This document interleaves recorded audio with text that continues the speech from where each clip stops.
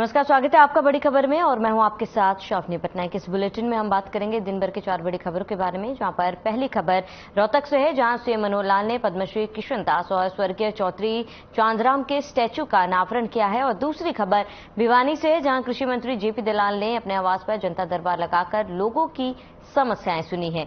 तीसरी खबर फरीदाबाद से है, जहां पैसे को लेकर हुए विवाद में एक नवविवाहिता की हत्या कर दी गई।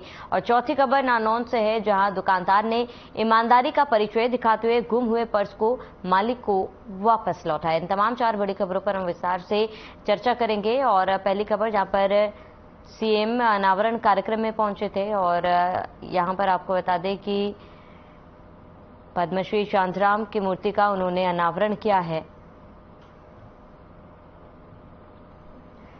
तो हरियाणा के मुख्यमंत्री मनोहर लाल रविवार को रोहतक पहुंचे, जहां उन्होंने पद्मश्री किशन दास की मूर्ति का अनावरण किया। वहीं मुख्यमंत्री मनोहर लाल कार्यक्रम के दौरान कांग्रेस पर जमकर बरसे हैं। उन्होंने कहा है कि कांग्रेस मेरा परिवार पहले की नीति पर काम किया जा रहा है, जबकि बीजेपी में देश को प्रथम दर्जा देकर काम किया जाता है। सीएम ने कहा कि देश पहले की नीति पर काम करने वाले लोगों का स्वागत है। 2019 में रोहतक में जो हुआ था वो अब की बार नहीं होना चाहिए। रोहतक से भी विधानसभा चुनाव में कमल का फूल खिलना चाहिए। साथ ही उन्होंने कहा कि 18 जुलाई को रोहतक जिले के करीब 77 करोड़ की कई परियोजनाओं की सौगात दी जाएगी।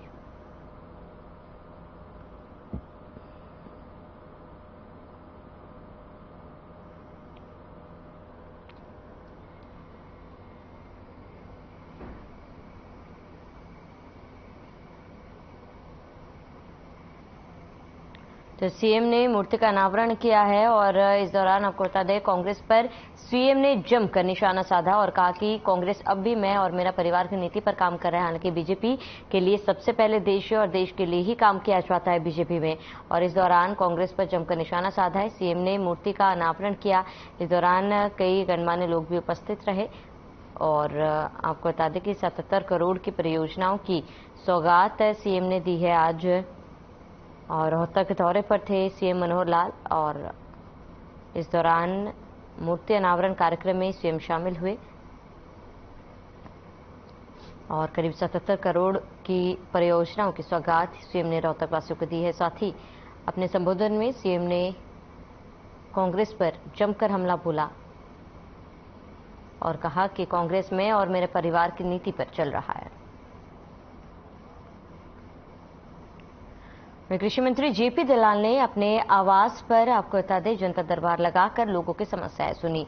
उन्होंने संबंधित अधिकारियों को फोन कर तुरंत समाधान के निर्देश दिए और इसके बाद मीडिया से मुखातिब होते हुए कांग्रेस और केजरीवाल पर निशाना साधा और बाढ़ से बचाव के प्रबंधन की जानकारी दी।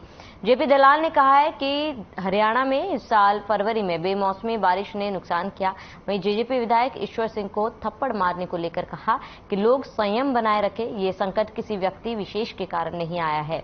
पक्ष विपक्ष व सामाजिक संगठन मिलकर ही इस संकट से पार पा सकते हैं। दिल्ली के सीएम अरविंद केजरीवाल समेत तमाम आप पार्टी की ओर से दिल्ली को जानबूझकर डुबोने के आरोप पर जेपी दलाल ने पलटवार करते हुए कहा है कि आपका जन्म ही झूठ बोलने और दूसरों पर आरोप लगाने पर हुआ है।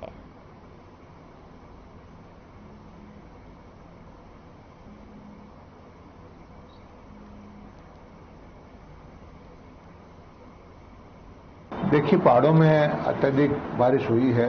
इस साल की शुरुआत से ही मौसम जो है बदला हुआ है। फरवरी मार्च में भी हमारी फसलें खराब हुई, तब भी ज़्यादा बारिश हुई और अब हिमाचल में एकदम से बारिश होकर के जमुना नदी में जो बहुत ज़्यादा पानी आया, उसकी वजह से हमारे जो ऊपर के ज़िले हैं, अम्बाला के, कुरुक्षेत्र के, यमुनानगर के, सोनीपत तक गाँव में पानी आया, फसलें खराब हुई और ये पानी दिल्ली में भी चला गया। और हमारा जो प्रशासन है पूरा लगा हुआ है जान माल की सुरक्षा के लिए जो काम करने हैं। एनडीआरएफ जो है, डिजास्टर की टीम है, वो भी लगी हुई है। हमारे प्रशासन के लोग भी लगे हुए हैं।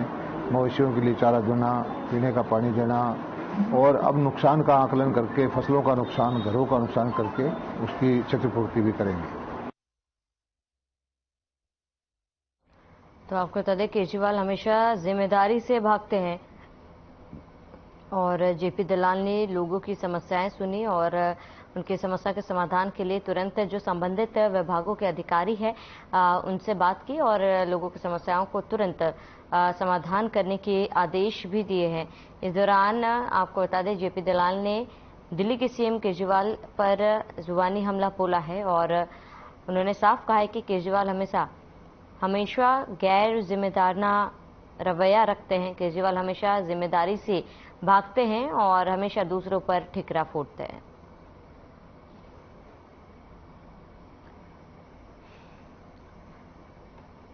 वहीं बीजेपी प्रवक्ता सत्यव्रत शास्त्री जो हमारे साथ जुड़ चुके हैं। सत्यव्रत जी, आपका बहुत बहुत स्वागत है।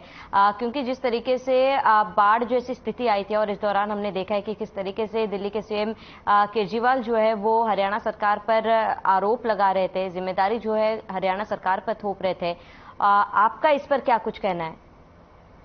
देखिए, पानी किसी के द्वारा प्रायोजित नहीं है। ये प्राकृतिक आपदा शिमला में और हिमाचल में आई, हिमाचल से हरियाणा में आई। हरियाणा के लोगों ने दिल्ली तक पानी पहुंचने में 3 दिन का समय लगता है। जैसे ही उस बैराज को खोलने का समय आया, खोलना पड़ा, क्योंकि यदि वो नहीं खोलती तो व्यवस्था ही खराब हो। तो उसका एक सिस्टम है जिस सिस्टम को फॉलो करेगा। वो यदि कहीं दिल्ली में है तो दिल्ली बात करेगा, हरियाणा है तो हरियाणा, राजस्थान है तो राजस्थान में। उस बैराज को खोला गया और उनको सूचना दी गई, भाई ये पानी आ रहा है। तो दिल्ली में आने से पहले तो हरियाणा का यमुनानगर है, कुरुक्षेत्र है, पानीपत है,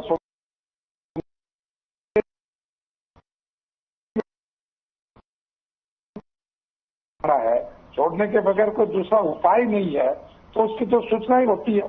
अब उसके बाद में दिल्ली का नंबर आता है और दिल्ली का जब पानी आएगा तो उसको 3 दिन के अंदर अब पानी को न तो दिल्ली डाइवर्ट कर सकती, न हरियाणा डाइवर्ट कर सकता, क्योंकि वो जो सिस्टम हमारे पास अब तक है उसी को फॉलो करना है जी। तो जब 3 दिन में आप लोगों को सूचना नहीं दे पाए, सूचना ये नहीं कह पाए कि पानी आना है, भाई आप जगह बदल लो, कितना पानी आ रहा है ये तो अंदाजा रहता ही है ना। अरे कितना पानी छोड़ा है, कितना समय में आएगा, कितनी दूर तक का एरिया उसके अंदर कवर होगा, तो लोग सावधान हो जाते। इन्होंने तो घोषणा ही नहीं करवाई, जागरूकता ही नहीं फैलाई, लोगों की चर्चा ही नहीं की इन्होंने, इसलिए लोग ज्यादा दिक्कत आई है। ठीक है सत्यव्रत जी, लौटूंगा आपके पास में। केसी भाटिया कांग्रेस प्रवक्ता हमारे साथ जुड़ चुके हैं। केसी जी, आपका बहुत बहुत स्वागत है। भाटिया जी, आपसे ये जानना चाहूंगी, क्योंकि जिस तरीके से अरविंद केजरीवाल या आम आदमी पार्टी द्वारा हरियाणा सरकार पर आरोप लगाए जा रहे हैं कि दिल्ली की जो अवस्था है फिलहाल वो हरियाणा के कारण हुई है, आपका क्या कहना है इस पर?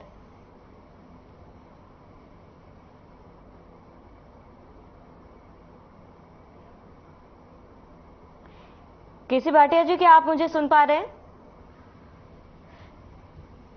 चलिए, आवाज नहीं पहुंच पा रही भाटिया जी के पास, दोबारा जुड़ने की कोशिश करेंगे।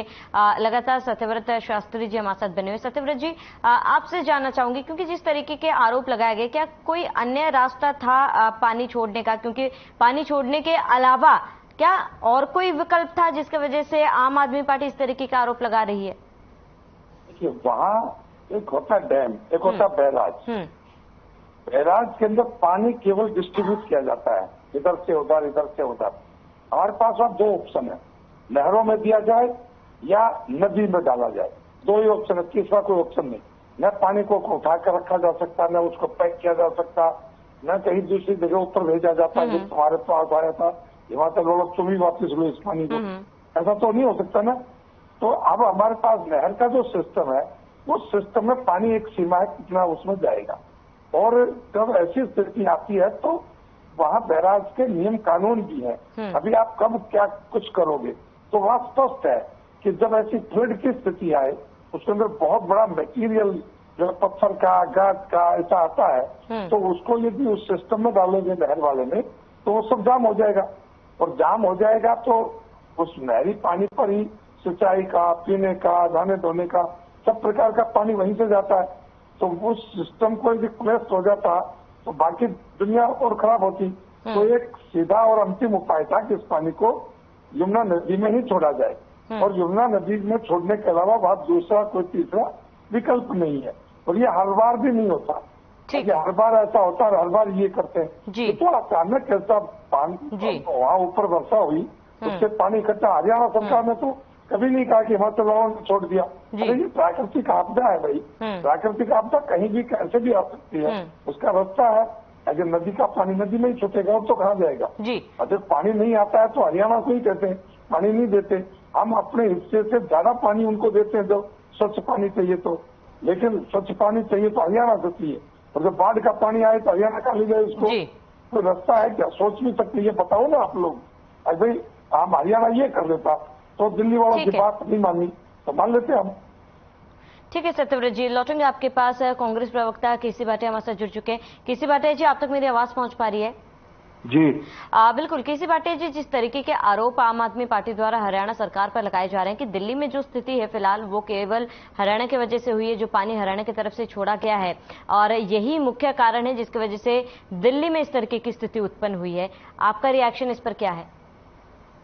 देखिए, इसमें तो कोई दो राय नहीं है कि पानी इस बार ज्यादा आया है। पहले भी आता रहा है, बाढ़ पहले भी आती रही है, और ये पानी जो है ना नेचुरल वे वो दिल्ली से होकर ही जाता है और कोई उसका रास्ता नहीं है। नदी का पानी नदी से ही जाएगा, बड़ी नदियां हैं, बड़ी नदियों से ही जाता है। लेकिन बात यह है कि दिल्ली वाले इस बात पे राजनीति करने की बात जरूर कर रहे हैं। ये पानी पहले भी हम सुनते रहे हैं, न्यूज में भी देखते रहे हैं कि जब बाढ़ आती है हरियाणा से होकर पानी जाता है, ज्यादा जब बारिश आ जाती है तो दिल्ली की जो आसपास का एरिया है वो उसको खाली भी कराया जाता है, और ये जो रिंग रोड जा रही है इस तक पानी आ जाता है। लेकिन राजनीति दोनों तरफ से हो रही है, और इसमें जो पानी छोड़ने की बात है कि वो यूपी की तरफ पानी छोड़ देते तो वो तो एक नदी, वो एक नहर है, नहर की तरफ नहर की कैपेसिटी बहुत कम होती है। इसी तरह से नहरें जो यमुना से जो जितने निकलती हैं नहरें, और उनमें पानी थोड़ा कैपेसिटी होती है, पानी ऊपर से आता है तो उसका बहाव इतना ज्यादा होता है कि वो फैल जाता है चारों तरफ, तो जिधर उसको मिलेगा। लेकिन गलत जो एक्शन हुआ है वो ये हुआ है कि ये जो खनन हुआ है, खनन गैर कानूनी खनन सरकार के नाक के नीचे उतर रहा है। जहाँ 6 फुट का खनन अलाउड होता है, 6 फुट की जगह 30 40 फुट वो लोगों ने गैर कानूनी तरीके से खनन किया। तो जो पानी का जब बहाव आता है तो वो जो नीची जगह बन जाती है, डूंगी जगह, उसकी तरफ बहने लगता है। तो उसकी तरफ बहेगा तो वो पानी का बहाव वो आगे वहां से कोई थोड़ा बहुत तट बना हुआ कुछ बना हुआ उसको तोड़ते हुए आगे निकल जाएगा, वो आबादी में भी आ जाता है, वो खेतों में भी नुकसान करता है। तो सरकार ने इस तरफ ध्यान नहीं दिया, और जो जहाँ पे भी बांध बने हुए हैं, ठोकरें बनी हुई हैं यमुना नदी के किनारे हरियाणा की तरफ, तो वो उनके तरफ जो हमारी सरकार के टाइम उस टाइम बने हुए थे उसको उन्होंने उसको कोई नहीं, किसी को रिपेयर नहीं किया। तो इतने सालों में 9-10 सालों में तो वो कमजोर भी पड़ जाते हैं। इन्होंने जल बोर्ड की मीटिंग हरियाणा सरकार ने रखी थी जनवरी में, तो उसमें कुछ उन्होंने फैसले लिए थे, लेकिन उसका कोई इम्प्लीमेंटेशन नहीं हुआ। ना ही किसी नहर को, नदी को किसी को साफ किया गया, और ना ही ये जो सीवरेज वगैरह साफ करने की बात आता है। तो कोई इन्होंने 1100 करोड़ रुपए का बजट जैसे बताते हैं, ये इतने दिन से इनसे सवाल पूछा जा रहा है, एक भी पैसे का ये जवाब नहीं दे पा रहे कि हमने वो पैसा कहाँ पे खर्चा है। तो अभी आज की डेट में जरूर राजनीति करने की जरूरत नहीं है। आज की डेट में जरूरत है कि जिन लोगों के खेत खलियान जिनके खराब हो गए, चारा लोगों का खराब हो गया, पशु वगैरह कईयों के बह गए, कईयों के तो खाने के लिए चारा नहीं है, लोगों के पास खाने के लिए खाना नहीं है, ट्यूबवेल है, मोटरें हैं, उनमें पानी भर गया, वो खराब हो गई, लोगों की फसलें खराब हुई हैं और लोग परेशान हैं। आज देखने की जरूरत ये है, चाहे वो दिल्ली वाले हों, चाहे वो हरियाणा वाले हों, सबको ये देखने की जरूरत है कि सरकार की तरफ से कितनी ज्यादा से ज्यादा राहत दी जा सकती है। पहले 3-4 दिन में बिल्कुल कोई राहत नहीं मिली लोगों को। हमारे नेता चौधरी भूपिंदर सिंह हुड्डा जी हों, चाहे हमारे प्रधान जी हों, उदयभान जी हों, उन लोगों ने भी दौरा करके बाढ़ग्रस्त एरिया का रिमोट में जाकर, गांव में, देहात में जाकर, यमुना के आसपास के एरिया में जाकर, इधर अम्बाला, शाहबाद वगैरह कुरुक्षेत्र, इन जगह का उन्होंने दौरा किया। लोगों ने ये कहा कि प्रशासन की तरफ से कोई मदद नहीं मिल रही है। ठीक है, किसी बात जी लौटूंगे आपके पास। सत्यव्रत शास्त्री जी, प्रशासन के तरफ से कोई मदद नहीं मिल पा रही है, ये आरोप है कांग्रेस प्रवक्ता का, आपका क्या कहना है? देखिए, प्रश्न था कि दिल्ली की केजरीवाल सरकार राजनीति कर रही है कि नहीं। ये दिल्ली को तो भूलकर अपने यहाँ आ गए। इनको बेसिक जो सूझबूझ होती है ना इस प्रकार के स्थिति इनको, क्योंकि दुकान में बैठे हैं, फील्ड में गए नहीं, इसका क्या पता चलेगा। नदियां जब खोदी जाती हैं तो नदियों की कैपेसिटी बढ़ जाती है। मैं खनन को जस्टिफाई नहीं कर रहा, अवैध है तो अवैध होगा, लेकिन जब जगह खुदेगी तो पानी का ऑप्शन उसके अंदर ज्यादा रहेगा। ये इनको ये समझ नहीं है कि नदी खुदेगी तो पानी इधर उधर जाएगा या उसमें समाएगा। बात है दिल्ली की कि दिल्ली में पानी गया तो दिल्ली में पानी गया, उसका खनन में से गया क्या? और हरियाणा में खनन नहीं होता तो दिल्ली में पानी नहीं जाता क्या? इतनी बेसिक चीज तो यार समझ में आनी चाहिए आपको कि हरियाणा में खनन हो रहा है और दिल्ली में पानी चला गया, हरियाणा में खनन नहीं होता तो दिल्ली में पानी नहीं जाता। ठीक है सत्यव्रत शास्त्री जी, जुड़ने के लिए बहुत बहुत शुक्रिया। केसी भट्टे जी, आपका भी जुड़ने के लिए बहुत बहुत शुक्रिया। वहीं फरीदाबाद की संजय कॉलोनी में रहने वाले नवीन सिंह की बेटी सविता की मौत की खबर ने परिवार को हिलाकर रख दिया है। 5 महीने पहले ही कविता की शादी बड़ी धूमधाम के साथ हुई। गाजियाबाद के रहने वाले कृष्ण से उसकी शादी हुई थी। परिजनों का आरोप है कि 1 महीने पहले ससुराल में जेवरात की चोरी हुई थी, जिसका पूरा इल्जाम सविता पर लगाया गया और इसके बदले परिजनों से 25 लाख रुपए की मांग की गई। ससुराल पक्ष ने फोन पर उन्हें बताया कि सविता ने फांसी लगाकर आत्महत्या कर ली है, जबकि परिजनों का सीधा आरोप है कि उसकी हत्या की गई।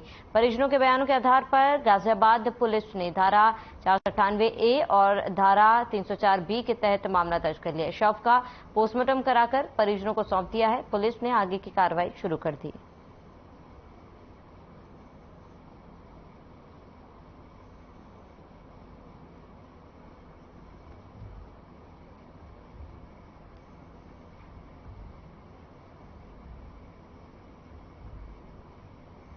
साईबाबा थाना है गाजियाबाद के अंदर, उसमें ये मामला हुआ है। हमारे यहाँ की बेटी है और बेटी को ससुराल पक्ष ने गला घोटकर उसकी हत्या कर दी। उसमें वहाँ के जो थाना है साईबाबाद का, उसमें मेरी आईओ से कंसल्ट हुई है फोन पे। उसका कहना है कि 304-20 में FIR के अंदर दर्ज करी है और जो लड़की का जो पति है उसको पुलिस ने अरेस्ट कर लिया है। पूरा शक है आपकी। तो क्या मामला है, कब शादी की थी और कैसे आपको सूचना मिली? शादी 5 मार्च को की है, 5 मार्च 2023 में। कैसे सूचना मिली कि बच्चे को? अभी एक सुबह 10:30 बजे जो है सूचना ये मिला कि आपकी लड़की खत्म मर गई है। क्या नाम है आपका? श्वेता। क्या हुआ आपकी सिस्टर के साथ, क्या सूचना मिली थी आपको? मुझे तो 10 बजे मेरे पापा ने फोन किया, 10:30 बजे की तेरी बहन नहीं समझ आ रहा कुछ। उन लोगों ने इसको बहुत सताया। कोई बीमार थी या कोई वजह थी इसको परेशान करने? कोई बीमार थी। 1 महीने पहले इसके ऊपर चोरी का इल्जाम लगा दिया था। घर से पहले चोरी हो गई। तो आपको बता दें कि फिर एक बार दहेज के हत्थे चढ़ गई एक मासूम और नवविवाहिता की मौत हो गई।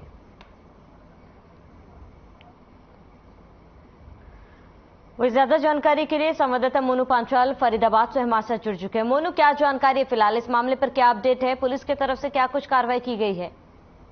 सलामी, ये मामला है, ये फरीदाबाद से जुड़ा हुआ मामला है, क्योंकि 5 मार्च को जो है जिस तरीके से मार्च में जो है एक लड़की जो फरीदाबाद की रहने वाली लड़की है सविता, इसकी शादी जो है कृष्ण नाम के व्यक्ति गाजियाबाद में जो रहने वाले हैं उनके साथ इसकी शादी हुई थी। तो जो आरोप लगाए हैं संजय कॉलोनी यानी कि लड़की के मायके वालों ने, वो हत्या के आरोप लगाए हैं। तो जो है वहां पर शिकायत दी है, उस शिकायत के आधार पर जिस तरीके से परिवार वालों ने वहां शिकायत दी और शिकायत के आधार पर गाजियाबाद की पुलिस ने जो है जो मामला है वो मुकदमा दर्ज कर जो है आरोपी को अरेस्ट कर लिया गया है। जो सविता के जो पति थे कृष्ण, उसको हिरासत में ले लिया है और पुलिस आगे की कार्रवाई कर रही है और छानबीन इसको लेकर के की जा रही है, क्योंकि इनके पास सूचना यही आई थी कि आपकी लड़की नहीं रही है, क्योंकि लड़की पर ससुराल पक्ष वालों ने जो है चोरी का आरोप लगाया, जेवरात चोरी के आरोप यहाँ पर लगाए। तो कहीं ना कहीं जो सविता जो लड़की थी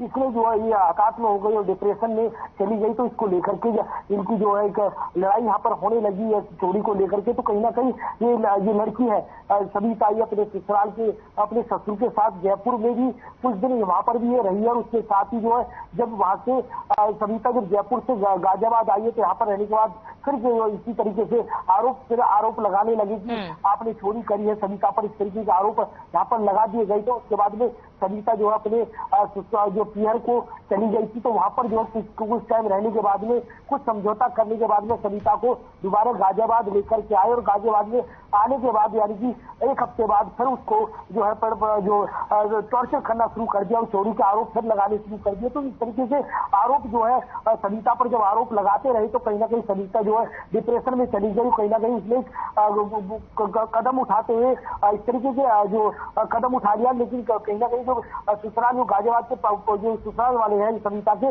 उन्होंने फोन करके ये कहा कि आपकी लड़की खत्म हो गई। तो इस तरीके से जब वहां पहुंचे तो जो लड़की थी वो जमीन पर लिटा रखी थी, क्योंकि सबको जमीन पर रखा हुआ था। लेकिन कहीं ना कहीं जो लड़की के जो पियरिया है वो साफ तौर पर यहाँ पर आत्महत्या का नहीं बल्कि हत्या का आरोप यहाँ पर लगाते हुए साफ तौर पर नजर आ रही, क्योंकि इन्होंने आरोप लगाया कि हमारी लड़की पर जो है जेवर चोरी करने के आरोप लगाए हैं, कहीं ना कहीं दहेज के आरोप दहेज मांगने की यहाँ पर बात कही गई है। तो इस तरीके के आरोप यहाँ पर लगे हैं। लेकिन कहीं ना कहीं इस हालात के चलते, कहीं ना कहीं टॉर्चर करने के चलते लड़की ने अपने आप को इस तरीके के मोड़ पर लेकर चली गई कि कहीं ना कहीं इसने आत्महत्या किया या हत्या की है, ये तो जांच का विषय। लेकिन कहीं ना कहीं इस तरीके से जो एक प्रताड़ना करने के चलते जो है इस लड़की जो है अपने खुद जो है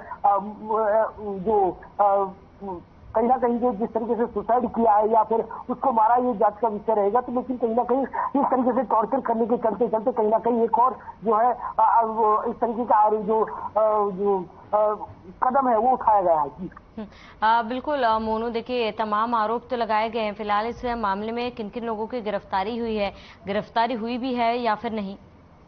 देखिए जिस तरीके से मैं बता दूं कि जब संजय कॉलोनी जब ये अपनी जो है बिटिया को पोस्टमार्टम करने के बाद में पिहरियाओं को जो ससुराल वालों को जो है डेड बॉडी उनको नहीं दी, बल्कि अपने जो सबको है अपने साथ लेकर के आए। फरीदाबाद में जो है इनका संस्कार किया गया। और उसके साथ ही मैं बता दूं जो फरीदाबाद के संजय कॉलोनी की जो पार्षद है जयवीर खटाना, उन्होंने जो है वहां के गाजियाबाद की पुलिस से बातचीत की और बातचीत के दौरान उन्होंने कहा कि हमारी लड़की के साथ जो है हत्या की गई है और जो सख्त से सख्त कार्रवाई की जाए। तो इस तरीके का आरोप यहाँ पर उस लड़के को गिरफ्तार कर लिया गया है। ठीक है मोनू, तमाम जानकारी के लिए बहुत बहुत शुक्रिया। नानौद के कांदा मोड़ पर स्थित एक दुकानदार ने ईमानदारी का परिचय देते हुए घूमे पर्स के मालिक को पर्स वापस लौटाकर ईमानदारी का परिचय दिया। गांव भकलाना निवासी सोनू किसी काम से नानौद पहुंचा था। उसका कांदा मोड़ पर सड़क पर पर्स गिर गया था। दरअसल आपको बता दें कि कांदा मोड़ पर स्थित दुकान पर काम करने वाले कुलदीप को पर्स दिखाई दिया तो उन्होंने उसको उठाकर दुकान मालिक को दे दिया। दुकान मालिक ने पर्स में मौजूद डॉक्यूमेंट्स के नंबरों से पर्स मालिक के पास फोन किया और जानकारी ली। दुकान पर काम करने वाले कुलदीप ने कहा है कि मुझे सड़क पर पर्स पड़ा मिला, मैंने डॉक्यूमेंट चेक किए तो उसमें फोन नंबर मिला, मैंने संपर्क किया तो उसका मोबाइल बंद मिला था।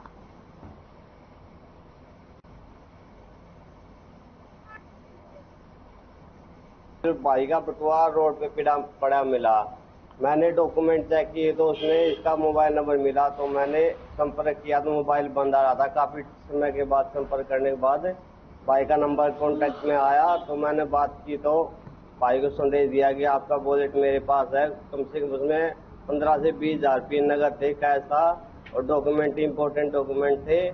तो मैंने भाई को बुला के इसके पासपोर्ट पे उसका वॉलेट वापस कर दिया।